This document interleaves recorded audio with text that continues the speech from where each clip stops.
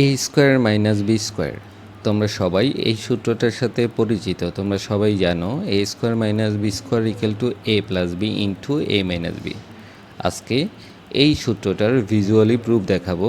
তোমরা ছবি দেখে ফিল করতে পারবা যে এ স্কোয়ার মাইনাস বি স্কোয়ার কেন এ plus b into a minus B হয়, সেটা আজকে দেখাবো।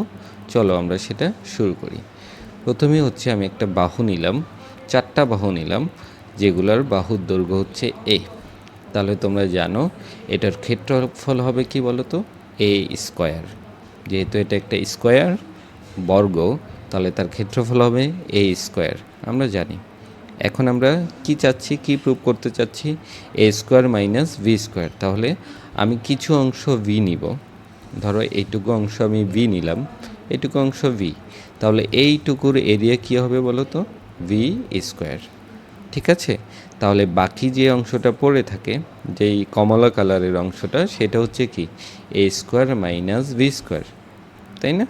তাহলে এ স্কোয়ার মাইনাস ভি স্কোয়ার কী হবে, এ স্কোয়ার মাইনাস ভি স্কোয়ার হবে হচ্ছে, দেখো এইটুকু অংশ, যে গ্রিন অংশটা দিলাম, এইটুকু অংশের ক্ষেত্রফল, তাই না?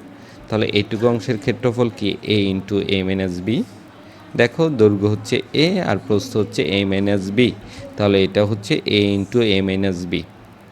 ওকে, আর আর আর কোনটুকু বাকি আছে দেখো, আর বাকি অংশটুকু যেটা কালার করে দিলাম, এটার ক্ষেত্রফল। তাহলে এটার ক্ষেত্রফলও কী হবে বলো তো, এটার ক্ষেত্রফল হবে b into a minus B.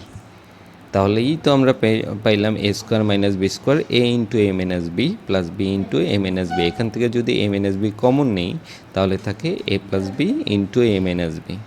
সুন্দর, তাই না? তো প্রুভ হয়ে গেল এ square minus b square A plus b into a minus B. তোমরা ভিজুয়ালি দেখলে কীভাবে আসলে এ স্কোয়ার মাইনাস বি স্কোয়ারের প্রুভ করা যায়।